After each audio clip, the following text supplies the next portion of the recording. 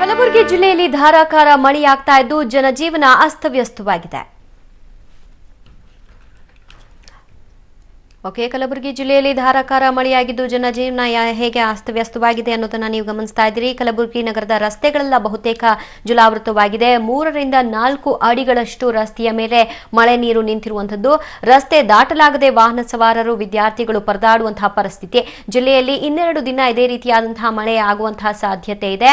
ಉಕ್ಕಿ ಹರಿತಾ ಇದೆ ಕಾಗಿಣ ಮತ್ತು ಮುಲ್ಲಾಮಾರಿ ನದಿ. ಚಿತ್ತಾಪುರದ ದಂಡೋತಿ ಮತ್ತು ಸೇಡಂನ ಮುಳಖೇಡ ಸೇತುವೆ ಕೂಡ ಮುಳುಗಿ ಸಂಪರ್ಕ ಕಡಿತಗೊಂಡಿದೆ. ರೇವಗಿ ರೇವಣಸಿದ್ದೇಶ್ವರ ದೇವಸ್ಥಾನದಲ್ಲಿ ಜನರು ಆಶ್ರಯವನ್ನ ಪಡೆದುಕೊಳ್ತಾ ಇದ್ದಾರೆ.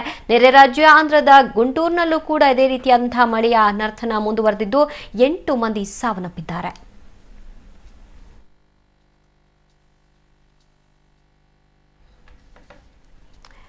ಈ ಕುರಿತಾಗಿ ಹೆಚ್ಚಿನ ಡೀಟೇಲ್ಸ್ ಕೊಡ್ತಾರೆ ನಮ್ಮ ಪ್ರತಿನಿಧಿ ಪ್ರವೀಣ್ ರೆಡ್ಡಿ.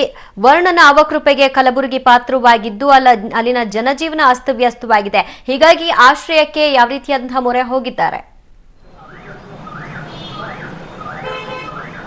ಹೌದು ದಿವ್ಯಾ, ಕಳೆದ ರಾತ್ರಿಯಿಂದ ಕಲಬುರಗಿ ಜಿಲ್ಲೆಯಲ್ಲಿ ಮತ್ತೆ ಒಂದು ಮಳೆಯ ಆರ್ಭಟ ಜೋರಾಗಿದೆ.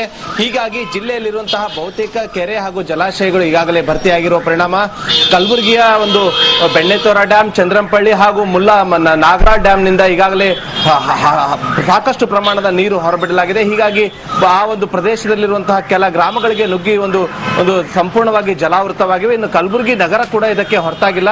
ನಾವೀಗ ಕಲಬುರಗಿ ನಗರದ ಒಂದು ಪ್ರಮುಖ ಹೃದಯ ಭಾಗದಲ್ಲಿರುವಂತಹ ಒಂದು ಲಾಳಗೇರಿ ವೃತ್ತದಲ್ಲಿದ್ದೇವೆ. ನಾವಿಲ್ಲಿ ದೃಶ್ಯದಲ್ಲಿ ನೋಡ್ತಾ ಇರ್ಬೋದು ಯಾವ ರೀತಿಯಾಗಿ ಒಂದು ಮಳೆಯ ಪ್ರಮಾಣ ನೀರಿನ ಹೆಚ್ಚಾಗಿದೆ. ಹೀಗಾಗಿ ರಸ್ತೆಯ 3-4 ಅಡಿಗೂ 3 ರಿಂದ 4 ಅಡಿಯಷ್ಟು ನೀರು ರಸ್ತೆಯ ಮೇಲೆ ನಿಂತಿದೆ.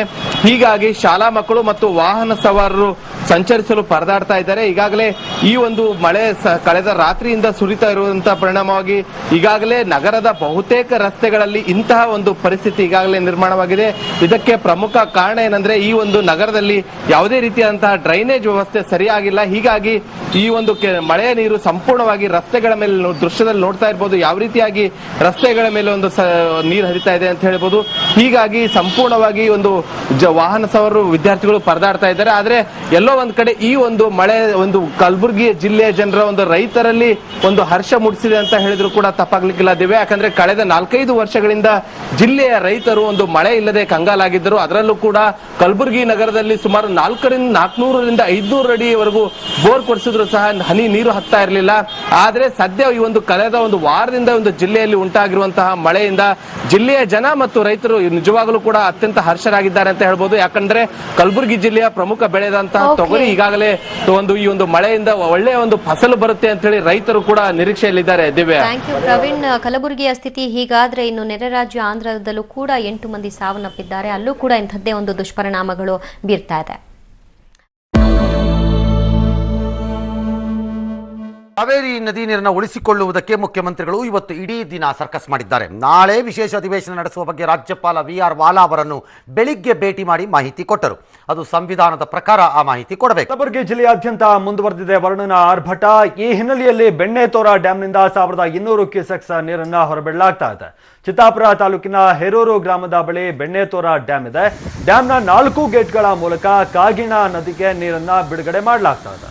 ಇನ್ನು ಚಿತ್ತಾಪುರ ತಾಲೂಕಿನ ದಂಡೋತಿ ಮತ್ತು ಸೇಡಂ ತಾಲೂಕಿನ ಮಳಖೇಡ ಸೇತುವೆ ಮುಳುಗಡೆ ಭೀತಿಯನ್ನು ಕೂಡ ಎದುರಿಸ್ತಾ ಇದೆ.